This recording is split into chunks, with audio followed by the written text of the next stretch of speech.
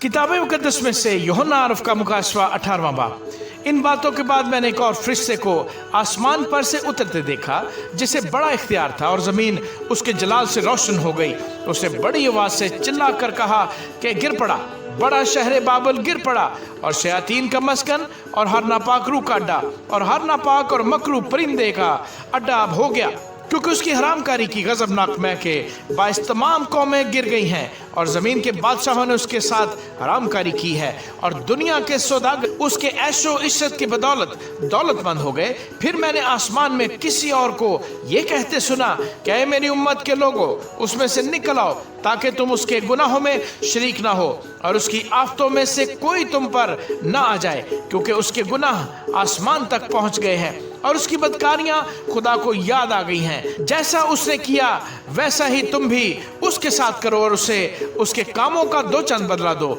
जिस कदर उसने प्याला भरा तुम उसके लिए दुगना भर दो। जिस कदर उसने अपने आप को शानदार बनाया और अयाशी की थी, उसी कदर उसको अजाब और गम में डाल दो, क्योंकि वो अपने दिल में कहती है कि मैं मलका हो बैठी हूँ, बेवा नहीं और कभी गम ना देखूंगी। इसलिए उस पर एक ही दिन में आफतें आएंगी, यानी मौत और गम और काल, और वो आग में जलाकर खाक कर दी जाएगी, क्योंकि उसका इंसाफ करने वाला खुदावंद खुदा कवी है और उसके साथ हरामकारी और अयाशी करने वाले जमीन के बादशाह जब उसके जलने का धुआं देखेंगे तो उसके लिए रोएंगे और छाती पीटेंगे और उसके अजाब के डर से दूर खड़े हुए कहेंगे, ऐ बड़े शहर, ऐ बाबल, ऐ मजबूत शहर, अफसोस अफसोस, घड़ी ही भर में तुझे सजा मिल गई। और दुनिया के सौदागर उसके लिए रोएंगे और मातम करेंगे, क्योंकि अब कोई उनका माल नहीं खरीदने का, और वो माल ये है सोना चांदी जवाहर मोती और महीन कतानी और अर्गवानी और रेशमी और किरमजी कपड़े, हर तरह की खुशबूदार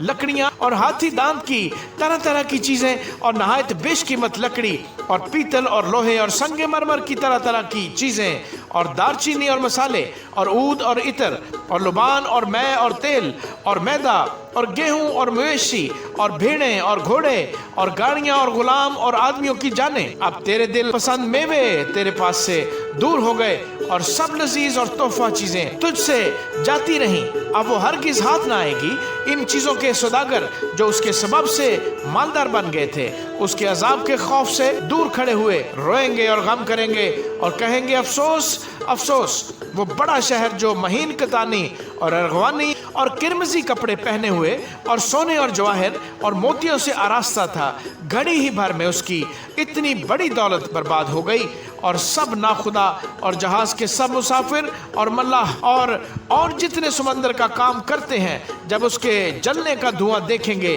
तो दूर खड़े हुए चलाएंगे और कहेंगे, कौन सा शहर इस बड़े शहर की मानद है, और अपने सरों पर खाक डालेंगे और रोते हुए और मातम करते हुए चिल्ला चिल्ला कर कहेंगे, अफसोस अफसोस, वो बड़ा शहर जिसकी दौलत से समंदर के सब जहाज वाले दौलतमंद हो गए, घड़ी ही भर में उजड़ गया। ऐ आसमान और ऐ मुकद्दसों और रसूलों और नबियों, उस पर खुशी करो, क्योंकि खुदा ने इंसाफ करके उससे तुम्हारा बदला ले लिया। फिर एक जोरावर फरिश्ते ने बड़ी चक्की के पाट के मानद एक पत्थर उठाया और यह कहकर समंदर में फेंक दिया कि बाबल का बड़ा शहर भी इसी तरह जोर से गिराया जाएगा और फिर कभी उसका पता न मिलेगा। और बरबत नवाजों और मुतरबों और बांसुरी बजाने वालों और नरसिंगा फूंकने वालों की आवाज फिर कभी तुझमें न सुनाई देगी और किसी पेशे का कारीगर तुझमें फिर कभी पाया न जाएगा और चक्की की आवाज तुझमें फिर कभी न सुनाई देगी और चिराग की रोशनी तुझमें फिर कभी न चमकेगी और तुझमें दुल्हे और दुल्हन की आवाज फिर कभी न सुनाई देगी, क्योंकि तेरे सौदागर जमीन के अमीर थे और तेरी जादूगरी से सब कौमें गुमराह हो गईं और नबियों और मुकद्दसों और जमीन के और सब मकतूलों का खून उसमें पाया गया। आमीन।